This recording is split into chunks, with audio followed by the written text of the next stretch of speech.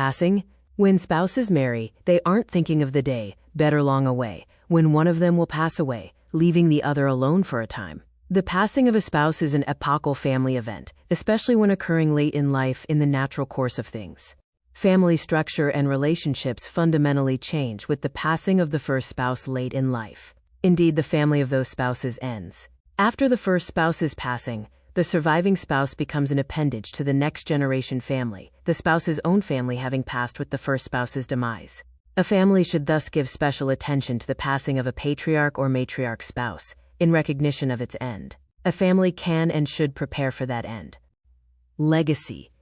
The family that prepares for the first spouse's passing both eases the transition, not that the transition is or should be easy, and marks its legacy. Spouses had much to do when knitting their lives together in marriage. They may have even more to do, or to leave to others to do, to bring their marriage and life together to its fitting end. The more time and commitment spouses have to prepare for passing in an orderly, wise, and sensitive fashion, the better legacy their marriage and family may have. The passing of a patriarch or matriarch not only ends a family, but can also upset, divide, and harm next-generation families if the spouses fail to give due attention to important matters. The rest of this chapter addresses those matters. Give due attention to your passing, and you can put an exclamation mark to a good family life. Estate. In the law's eyes, the passing of a spouse leaves an estate, which is the legal construct holding the interests of the spouse who passed away. The deceased spouse's property passes into the estate, unless jointly owned with the surviving spouse, or deliberately disposed of outside the estate. Life insurance would be an example. If the deceased spouse had designated the surviving spouse, an adult child, or someone else living as a beneficiary on the life insurance policy, the proceeds would pass directly to that person, outside the estate.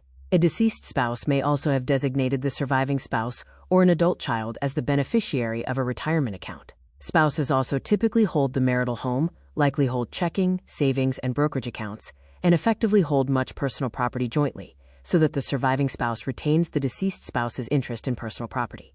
Otherwise, the deceased spouse's interests go into the estate for disposition.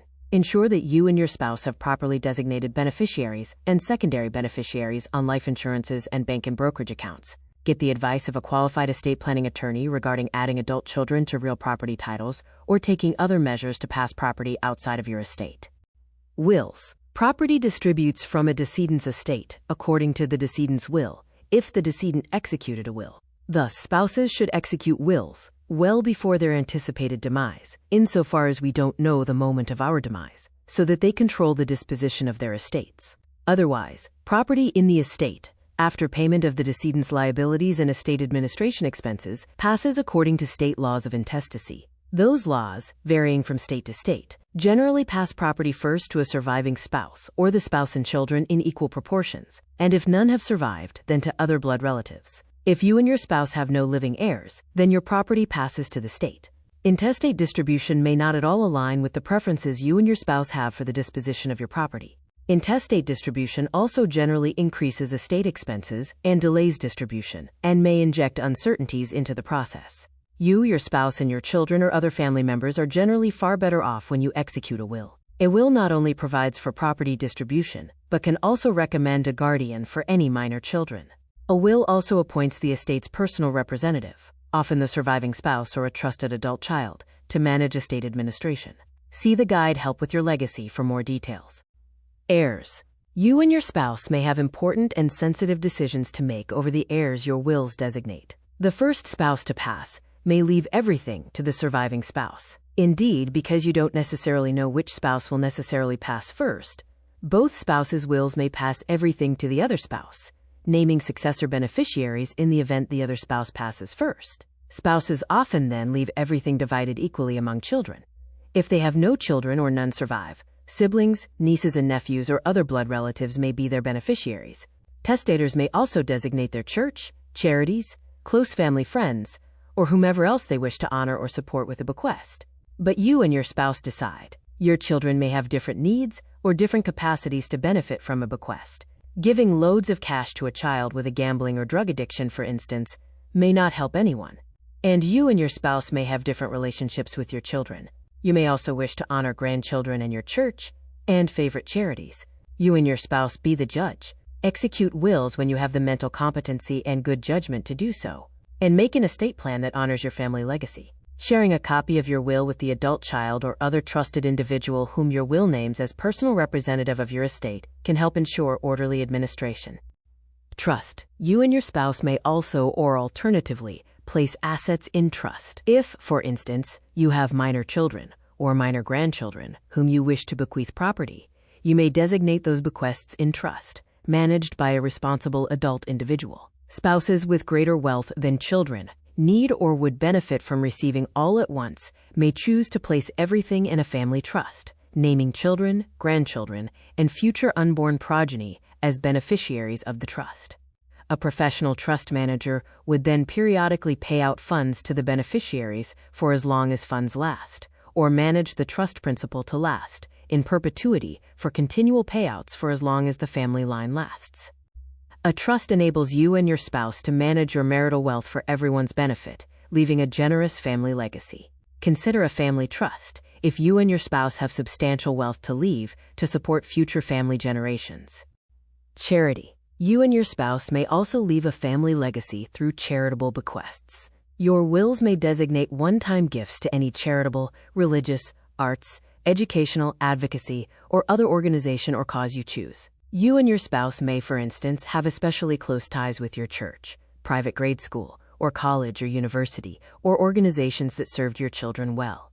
If you and your spouse wish to give to charitable organizations but spread the giving out over time, you may wish to form a family foundation, led by you and your spouse, and then by an adult child or professional director after your passing, to grant funds over time.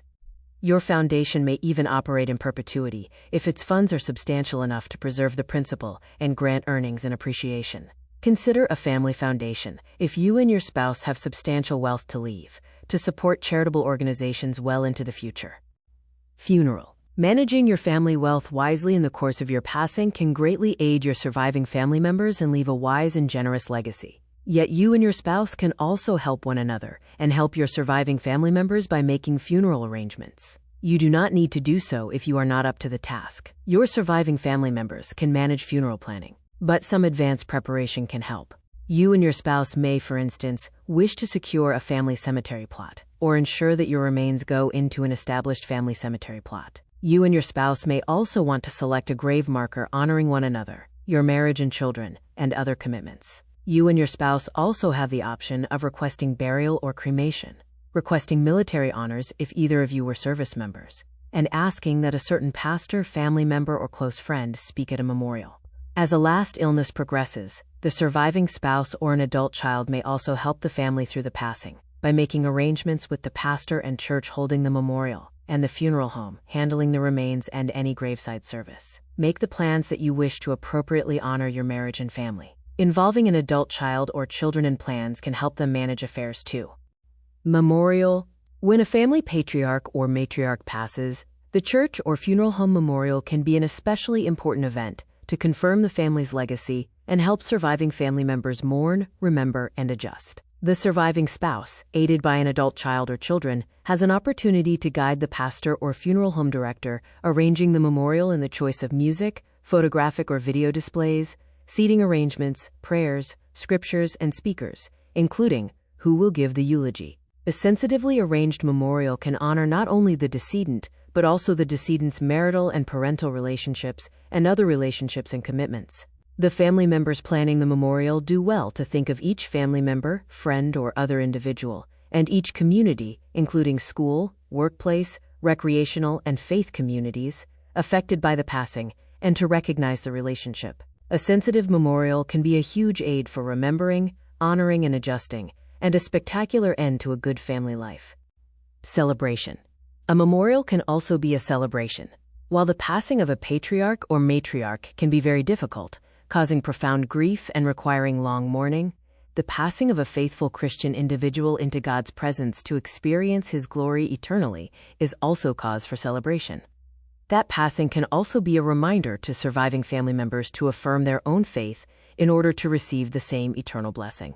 Such an individual's passing is also cause to celebrate the individual's life, marriage, and family. Living one's whole life in anticipation of that celebration can be a good principle. Conducting your marriage and family life with that end in mind can also make for the richest family legacy.